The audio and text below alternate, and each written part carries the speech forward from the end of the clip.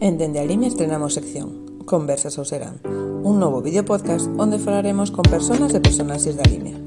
Neste primer episodio falamos ca Dama de Vermello, Elvira Lama, e cal é a súa opinión 2 anos despois de estar fora do mandato. Hai 2 anos que Xinzo deixou de estar rexido pola que fora a primeira alcaldesa na historia da vila, Elvira Lama, que temos aquí ahora con nós. E pasou o seu goberno ás mans dun bipartito bastante insólito na primeira vista, anque pasados estes 2 anos, xa hai varios gobernos bipartitos, incluso entre partidos antagónicos, como pode ser o caso da Vila do Carballiño entre o PSOE e o PP. Naquel momento o cambio foi bastante dramático, entendo, para Elvira, posto que dous dos seus membros do goberno preferiron cambiar de dirección. Como recorda aqueles días e que hai de verdade e de mentira do que se dixo sobre o non pacto con vostede? Bueno, pois en principio hai moitas mentiras. De feito, algunhas están gravadas en vídeo e publicadas nas redes sociais, como que non ia haber pacto. O propio alcalde Amador Díaz, daquelas candidato, decía que máncanos que se fale de pactos que non son nin van ser. Bueno, pois os pactos estaban feitos. Como se evidenciou o día 17 de xuño do 23, cando asume a alcaldía de Xinzo cos votos do Partido Popular. Aquelo que se falaba entre os veciños e veciñas e que tamén nos chegaban eses rumores de que xa había pactado co PP foi a constatación de un feito e, por suposto, unha traizón.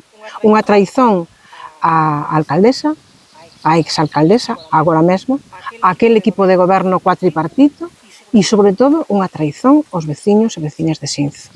Por tanto, eu penso que moita xente pensaba que votándolle a Amador, aquel cuatripartito ou aquel equipo de goberno se volvería a reeditar. De feito, a cidadanía premiou aquel equipo de goberno con 3 concelleiros máis. Un para Asil, un para o PSDG-PSOE e un para o BNG. Por lo tanto, a día de hoxe hai moita xente que di abertamente que lle votou a Amador na creenza de que ese pacto dese cuatripartito continuaría adelante. Por lo tanto, eu penso que esa traizón non só foi a Elvira Lama nin aquel equipo de goberno, sino que traizou a xente que lle votou e traizou aos veciños e as veciñas, que iso para min é o máis grave. É que hai de certo en todo aquilo que Elvira Lama non quería deixar gobernar ningún ano a Amador, que por eso se rompeu. Moitas mentiras. É dicir, hubo 4 reunións e de aquelo hai testigos, un concelleiro do grupo Asil e un concelleiro do PSDG que asistíamos a esas reunións que duraban 5 minutos e había 4 puntos irrenunciables por parte de Asil, que era o primeiro, compartir a alcaldía 2 anos e 2 anos. 2 anos para o PSDG, é dicir, para a alcaldesa, e 2 anos para Amador, os 2 últimos, por certo. Outra cuestión... Eso non quería, nunca quixo Asil, eso. Non, os 4 puntos que Asil puña sobre a mesa, vale? Eses 4 puntos eran os seguintes. O primeiro, alcaldía compartida. 2 anos para a alcaldesa Elvira Lama e 2 anos para Amador Díaz, os 2 últimos, curiosamente. Un segundo punto, bloque, o BNG, fora do goberno. Un terceiro punto, que era a persoa de comunicación tiña que ser outra. E un último punto, que eran o reparto de concellerías, donde, curiosamente, Asil pois arrogábase prácticamente todas as competencias, obras, infraestructuras, deportes, cultura, asuntos sociais, deixando para a alcaldesa, que tiña, por certo, o maior número de votos e o maior número de concelleiros, aquelas pois que consistían en adquirir orzamento, é dicir, economía e facenda, persoal, réximen interior, patrimonio.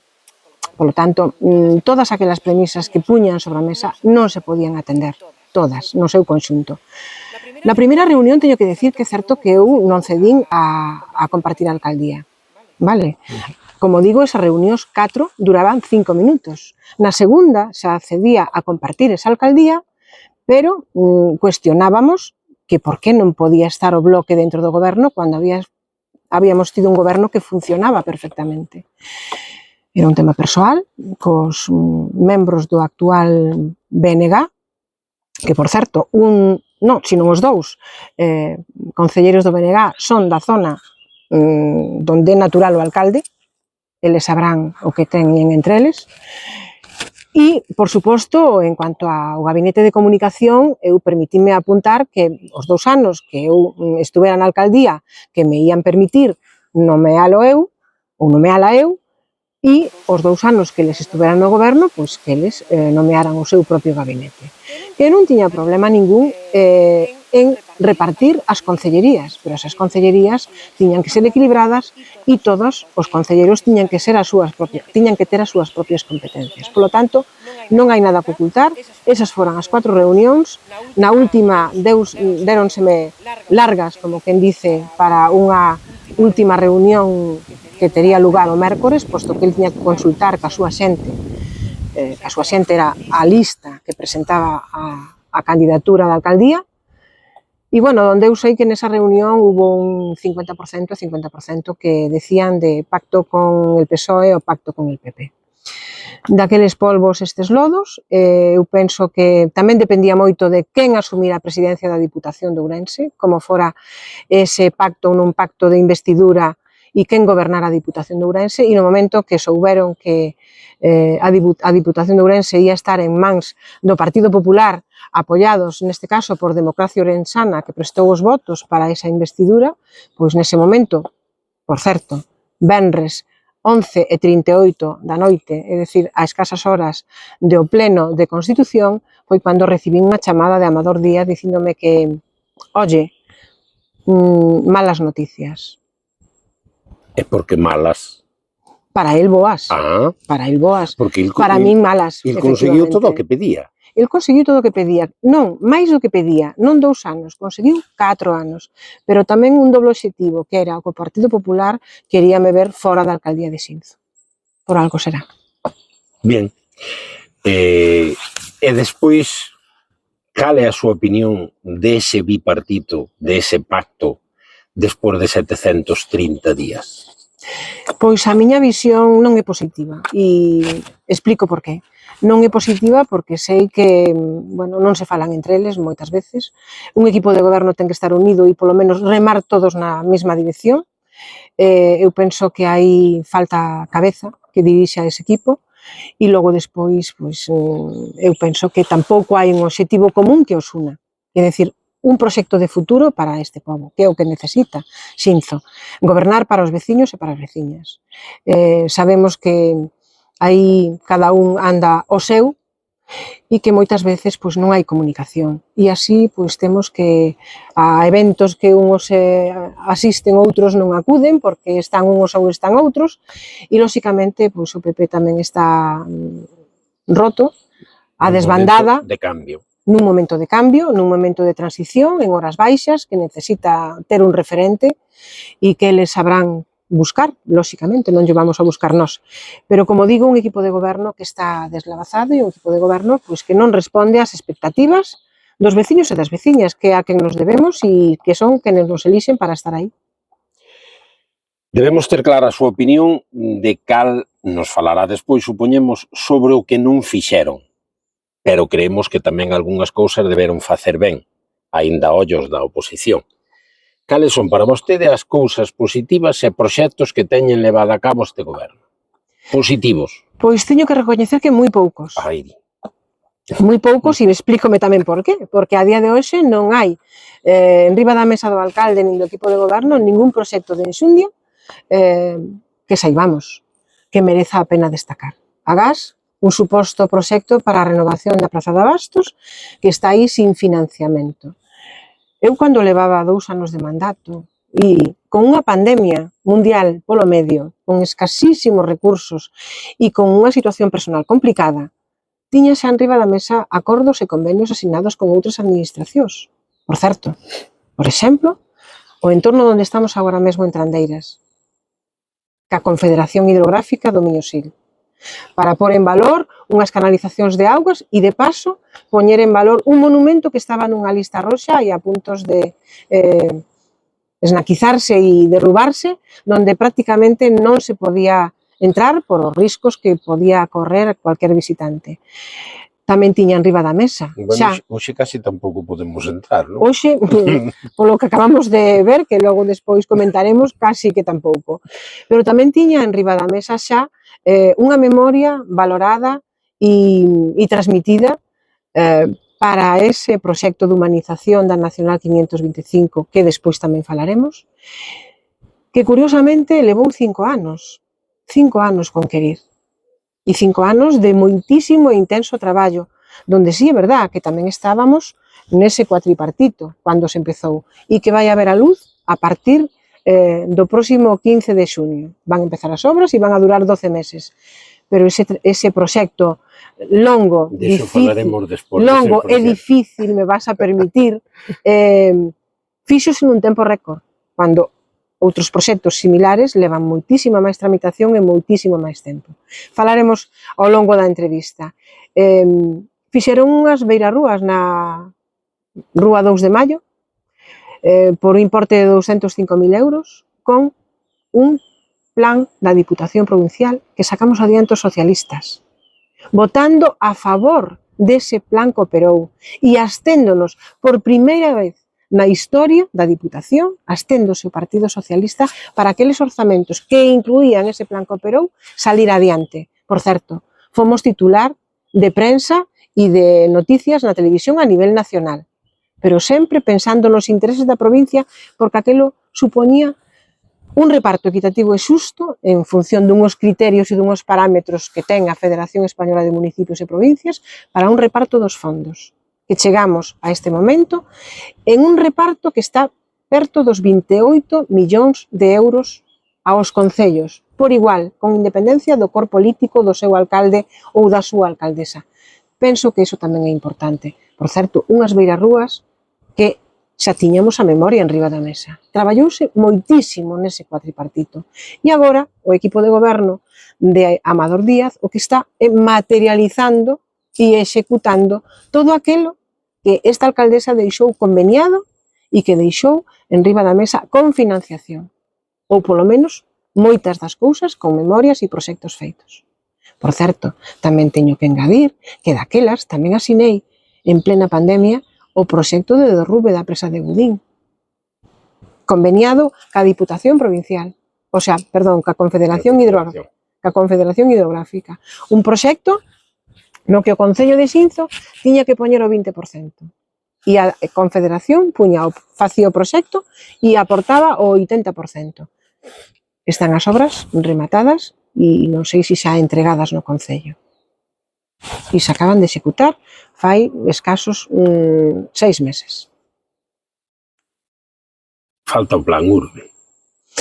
O plan Urbe, non dixo nada. O plan Urbe, que eu saiba, é un plan que está aí, que cada nova que aparece nos xornais ou en algún órgano de debate, xa esa comisión informativa ou en algún pleno, pois están con el. Ten que recibir financiación da Xunta, pero penso que Amador Díaz, nin Amador Díaz, nin o propio equipo do Partido Popular teñen moita interlocución co goberno da Xunta de Galicia. Esa é a súa opinión. Esa é a miña opinión. A miña opinión contrastada e contrastable. É dicir, onde están os megaproxectos, onde están eses 18 millóns que decían e habían prometido de investimentos en Xinzo? Pasaron 2 anos e de momento non vemos ningún que este asinado, conveniado ou con orzamento para levar a cabo. Nos outros 2 anos que restan de mandato, algo que me preocupa fondamente. Pero temos unha diputada autonómica moi traballadora. Eu non sei se moi traballadora ou pouco traballadora. Podo decir que escasamente preparada, porque acaba de aterrar na política e penso que chegar ao Parlamento de Galicia cando estás recén aterrado na política quédache moita política por aprender e, sobre todo, moita interlocución co seu propio partido. Dubido que ni siquiera teña os teléfonos de contacto de algún dos conselleiros, porque senón está facendo deixadez de funcións en cuanto a problemas graves que están neste concello, como é a declaración de zona vulnerable por nitratos nas augas da Limia, como é o plan estratégico da Limia, que leva nun caixón agochado dende o ano 2021, e que a xente está esperando por ese plan estratégico, por certo, que xurdiu despois dun movimento social potente en relación co problema das augas desta comarca.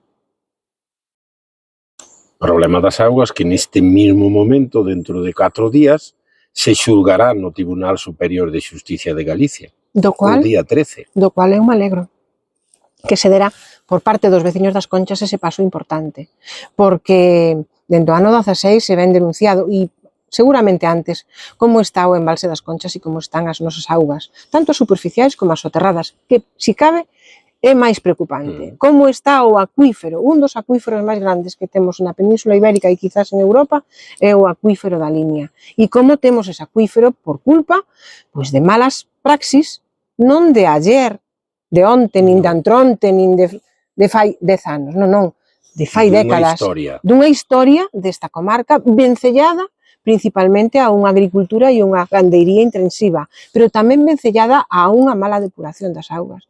Pero as analíticas demostran de onde proceden esa contaminación. E non se pode tapar a luz do sol cun dedo. O que é medible non é opinable, como decía un político provincial. Ben moito Non é un problema de culpabilizar nin demonizar a ninguén, nin a ningún sector, nin a ningún colectivo, pero sí a mellor as administracións que non cumprimos, me incluyo, cos deberes que se nos marca. Hai unha directiva auga europea que data do ano 2010. Para ese ano, e supostamente os posteriores, deberíamos de cumprir cunha serie de parámetros que non estamos a cumprir. E non estamos a cumprir nin na comarca da Limia, nin en outras moitas comarcas. Eu penso que tanto os agricultores como os gandeiros, como as administracións, por a parte de responsabilidade que lle toca, teñen que ser os verdadeiros guardiáns das augas, porque das augas depende a supervivencia das colleitas, dos animais, pero tamén depende a saúde pública, a saúde de todos que bebemos e comemos, en definitiva, desas augas, do que producimos. E nada sería a mellor noticia que esta zona fora declarada zona vulnerable e se empezaran de unha vez por todas a tomar medidas estrictas de cumprimento para poder salvaguardar un ben básico como é a auga de consumo. Vamos cambiar un pouco de tema, xa lle demos. Entonces, entendemos todos que ninguén é capaz de resolver todos os problemas que ten neste momento o Concello de Xinzo ou a comarca da Limia, sobre todo por falta de cartos. Non debemos esquecer de que os nosos presupuestos son escasos, debemos cartos, temos un plan de axuste e dependemos de outras administracións. Vendo todo eso, cales son, segundo vostede, as necesidades máis urxentes que teñen os veciños aínda por resolver, as máis urxentes? Son moitas, porque como ben dis, os orzamentos son raquíticos, a partida que queda para investimentos aínda máis raquítica, temos un orzamento que máis do 50% son gastos de persoal e os gastos de funcionamento pois son elevadísimos tamén. Polo tanto, pouco queda para inversións por parte do Concello, pero o que ten que facer un bo gobernante, un bo alcalde ou alcaldesa, é buscar recursos en outras administracións, que foi o que fixen eu, por certo, dende o minuto 1 cando cheguei ao goberno do Concello no ano 2019. No ano 2019 o primeiro que fixen foi largarme a Santiago, pedir unha reunión ca Conselleira de Infraestructuras, por certo, de quen depende Augas de Galicia, a quen lle levamos pagado durante 10 anos 1,5 millón de euros, que, en teoría, teñen a obriga de revertir en obras de saneamento e abastecemento nese Concello, e pouco menos que me dixo que ni nada ni nunca, porque, claro, non éramos do mesmo cor político. E simplemente era unha obra para a conexión de saneamento do pobo de Morgade, un dos máis poboados do Concello, a conexión ca depuradora de Xinzo. Un proxecto feito, e supoño que pagado por Augas de Galicia, que tiña un importe daquelas de 298.000 euros. Supoño que hoxe será un pouco máis co que subiron os materiais. Dito isto, o que ten que facer un alcalde e unha alcaldesa é buscar recursos externos ao Concello para poñer en marcha todo aquilo que necesitan os veciños e veciñas, que son moitas cousas, desde abastecemento, saneamento, mellora de beirarrúas, un polígono industrial que está en desenvolvemento en fase de execución agora, que necesitamos que se encha de empresas para crear postos de traballo. Necesitamos un xeriátrico público que demandamos e fixemos un pequeno proxecto ao Consorcio Galego de Benestar e que, curiosamente, quedamos fora, xa con este goberno actual do PP e Áxil, e quedamos fora, pois se resolveu o 22 de abril deste ano. Necesitamos moitísimas infraestructuras de saneamento e de abastecemento, como acabo de relatar, nos povos do rural, donde todavía teñen auga propia, e teñen auga propia que non está controlada sanitariamente por parte do Concello. Nunha gravísima irresponsabilidade. Co que está a acontecer agora mesmo. Unhas aguas que van a ser declaradas vulnerables a semana que ven. Exactamente. Unhas fontes públicas que non están con unha información actualizada de se son potables ou non potables. Por certo, unha iniciativa que levamos á Comisión Informativa no día de onte e que foi tumbada por o equipo de goberno. Non vai a pleno e vai a salir nos medios de comunicación que o Concello négase a asumir a xestión pública de toda a auga de consumo de todo o Concello de Xinzo. Non é un tema fácil, hai que facer uns informes, hai que facer un inventario, por suposto que sí, pero iniciemos cuanto antes un tema que é urxente, porque é de saúde pública. E eu penso que a saúde dos veciños non debemos de xogar. Por tanto, cuestións básicas, moitas. Empezando por a rúa de cada veciño que ve como está esnaquizada. Bien, seguindo polo tema ese do que falta, que opina vostede dos proxectos anunciados polo alcalde e que pensa das promesas que aínda non se levaron a cabo? Dice un bello refrán que antes de meter mucho de lo prometido y una vez metido, nada de lo prometido. E isto é unha boa mostra. Como decía antes, prometeron 18 millóns de inversión, pouco menos. Moitos investimentos. Ese plan urbe, ese proxecto da Praza de Abastos, un auditorio, unha planta de tratamento de xurros, unha planta de tratamento de residuos, non sei cuántas obras de infraestructura viaria. Levamos 2 anos. E, de momento, o desembarco deses proxectos, os convenios, a firma de esas obras está por chegar. O que sí sabemos é unha cousa, que o alcalde se farta de pasear, pero, curiosamente, de pasear con algo vencellado á súa empresa e á súa actividade económica, que eu non teño nada en contra da actividade económica de ninguén, pero que sí me parece realmente grave e me avergonza moitas veces é que se use a alcaldía para eses viaxes que teñen que ver ca actividade empresarial do alcalde. Leva 7 ou 8 viaxes relacionados ca pataca, nunha rede de produtores de pataca que curioso, ten a mesma sede social que unha revista que ten a sede en Valladolid e que, curiosamente, é a que, digamos, leva a batuta nesa feira de Alimagro. Por certo, non gratis, a que lle paga o Concello en cada edición un montante en torno aos 10.000 euros.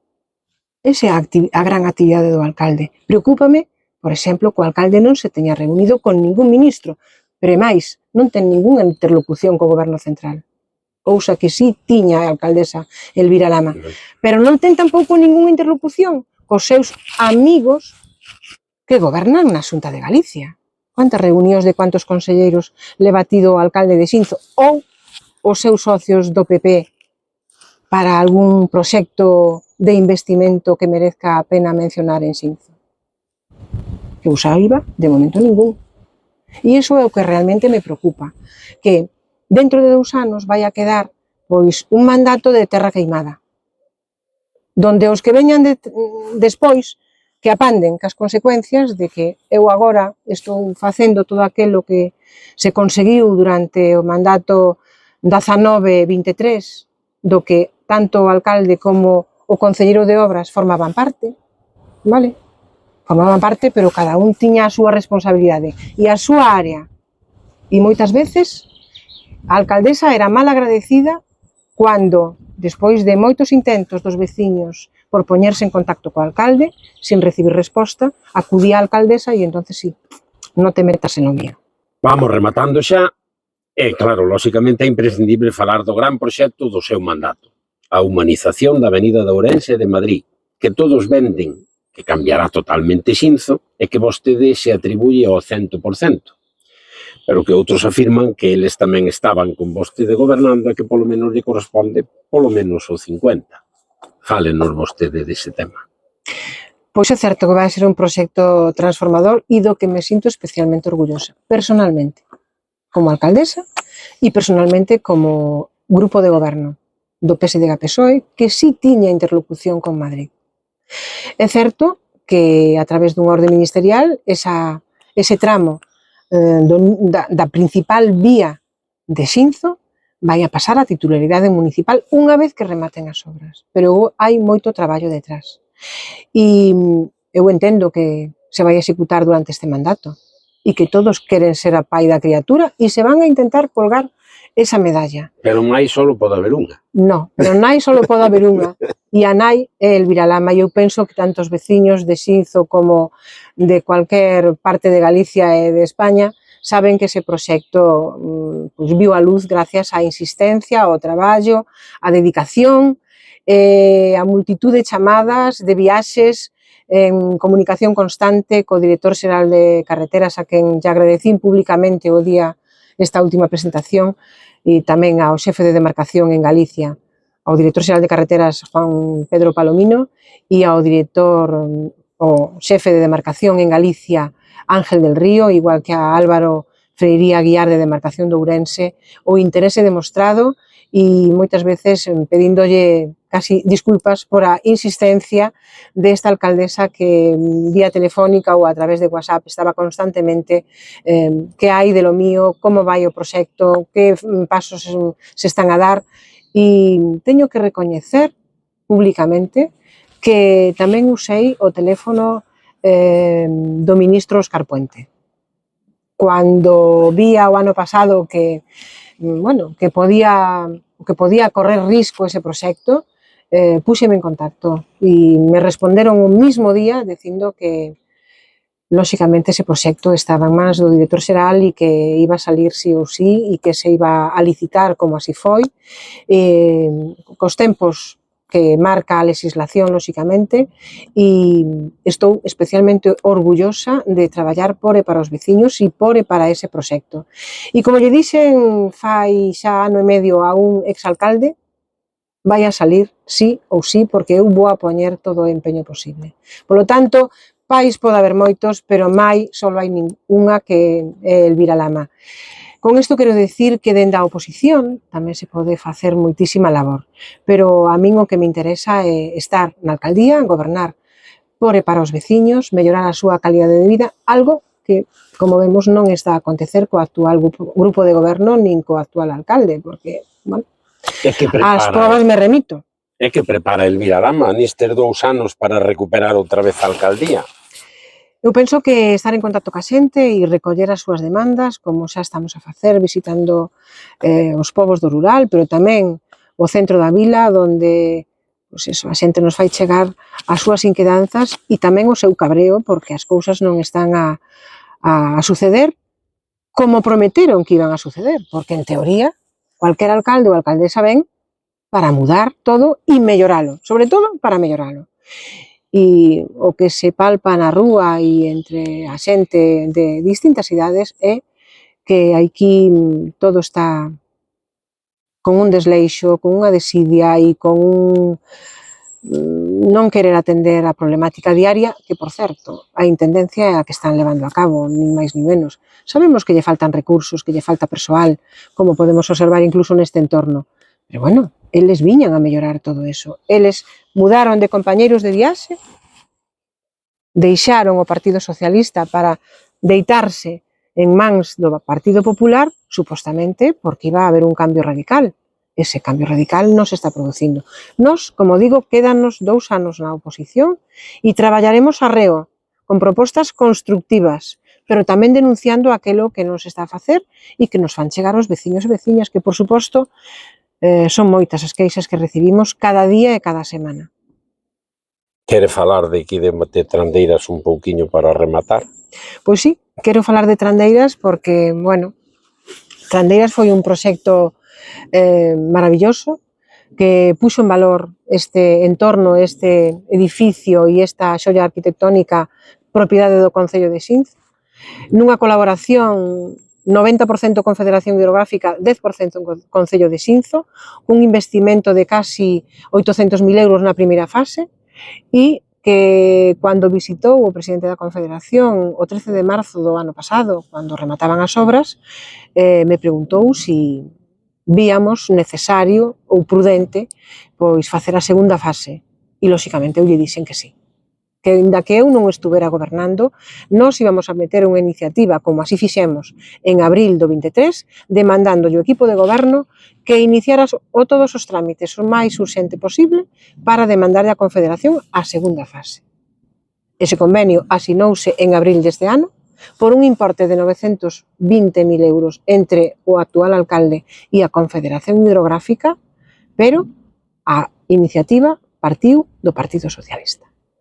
E eu quixera ver este entorno pois moito máis adecentado, moito máis desbrozado e en unhas condicións óptimas para o visite e o disfrute de todos os veciños e veciñas, que en realidade é para o que se acometen as obras, para facelas, executalas e mantelas. E queda aquel segundo proxecto, creo que está aínda non sei en que momento está, dar beirarrúas do Limia, do paseo do río Limia tamén. Non había un proxecto tamén medio preparado na Confederación? Conseguimos da Confederación Hidrográfica no ano 22 que se asinara ese convenio para eliminar os vertidos. Eliminar os vertidos do río Limia da marxen esquerda, onde, por certo, están moitísimas instalacións municipais. É dicir, todo o complexo deportivo de pabellón, piscina cuberta, descuberta, campo da feira. Eso está feito. O paseo do río está pendente de execución, non iba nese primeiro proxecto e, polo tanto, pois, bueno, eu non son quen de darlle para adiante ese proxecto, posto que, bueno, dende a oposición faremos unha labor constructiva, pero que non faremos é facerlle todo o traballo ao actual alcalde, porque entonces sí que solo se pode dedicar ao seu, que son as patatas. Unha etiqueta, por certo, que nadie lle podrá quitar. E cando alguén me pregunta moitas veces que leva feito este grupo de goberno, cero patatero. Rematamos. Estivo a gusto. Moi a gusto, porque me gusta falar de Xinzo, me gusta falar de política, da política para a xente, da política para os veciños e veciñas, e me gusta falar en positivo. Eu penso que con 4 anos de mandato complicado fixemos grandes cousas e eu esperaba que nestes outros 4 que mandan outros, que teñen interlocución, supostamente, tanto na Diputación como na Xunta, pois se fixeran moitos máis proxectos. E o que é triste é ver como, bueno, a herdanza que nos vai quedar vai ser un pouco jodida. Vémonos dentro de un ano, por exemplo. Cando vostedes queiran. Cando falte menos dun ano para Cando vostedes queiran. Eu estou disposta a responder a todo aquilo que se me pregunte e se me demande. A charlar. Moi ben. Moitas gracias.